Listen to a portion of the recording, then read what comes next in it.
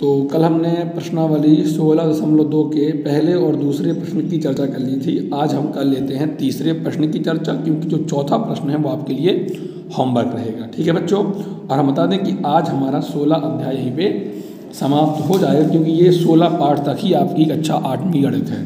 तो हम देख लेते हैं सवाल। यदि 24x, 3 का एक गुणज है, यानी 24x। अब देखिए x कुछ भी हो सकता है भैया, x आपका 1 भी हो सकता है, 2 भी, 3 भी, 4 भी, 5 कुछ भी है ना, मतलब जो भी है। लेकिन जो ये संख्या बनेगी वो 3 का एक गुणज है, जहाँ x एक अंक है। अब अंक है का मतलब यह है कि सर ने कहा सर 1 होगा, 2 होगा, 3 कुछ भी होगा, तो सर x बराबर 15 मान लें क्या? नहीं, x 15 नहीं होगा।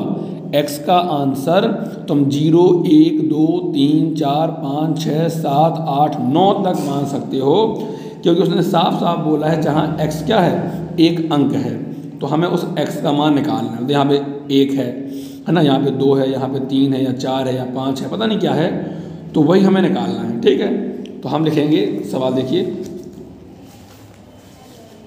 24x 3 का एक गुणज है, सबको मालूम है। अब गुणज क्या होते हैं पहले आप ये देख लीजिए। जैसे ये 15 है तो ये 3 का गुणज है, 18 3 का गुणज है, 24 3 का गुणज है। लेकिन हम पूछें आपसे 22, तो 22 3 का गुणज नहीं है। अच्छा गुणज है तो एक बात और होगी कि सर ये गुणज हैं तो ये 3 से भाग भी जाएंगे, सिंपल। जैसे मैंने आपसे कहा कि आपका 33 3 का गुणज है, तो 333 3 से भाग भी जाएगा। 15 3 का गुणज है तो 15 3 से भाग भी जाएगा। 18 3 का गुणज है तो 18 3 से भाग भी जाएगा। 24 3 का गुणज है तो 24 भी 3 से भाग जाएगा। यानी 24x यदि 3 का एक गुणज है तो ये संख्या चाहे जो भी हो, ठीक है ना, वो संख्या इस 3 से भाग जाएगी, है ना। तो हम लिखेंगे कि अब 3 से भाग जाने के नियम क्या होते हैं कि यदि किसी संख्या के अंकों का योग 3 से भाग जाता है तो पूरी संख्या 3 से भाग जाती है, यह मालूम है। तो हमने क्या किया, 24x इस संख्या के अंकों को जोड़ दिया, यानी 2 + 4 + x जोड़ दिया हमने। कितना आ गया ये? 6 + x। क्या आ गया ये? 6 + x। अब देखो x का मान यदि हम 0 मान लेते हैं तो यहाँ रखो आप 6 + 0 6 आएगा। x का मान हम 3 मान लेते हैं तो 6 + 3 9 आएगा। यदि हम x का मान 6 मान लेते हैं तो 6 + 6 12। यदि हम x का मान 9 मान लेते हैं तो 6 + 9 15। ठीक, तो ये हम x के मान, अब सर x का मान 10 मान लें तो नहीं, x का मान 10 नहीं मान पाओगे। क्यों? क्योंकि उसने क्या बोल दिया, x एक संख्या है। अब कहो सर 5 मान लें तो 5 भी नहीं मान पाओगे। क्यों?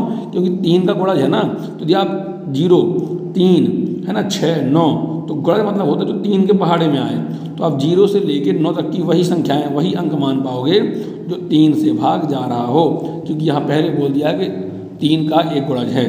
तो ये सब क्या है, 3 गुणज है कि नहीं है, तो इसलिए मैंने x के मान 0 3 और 6 और 9 माने हैं, क्योंकि पहली बात तो ये अंक भी हैं और साथ साथ में ये x के गुणज भी हैं।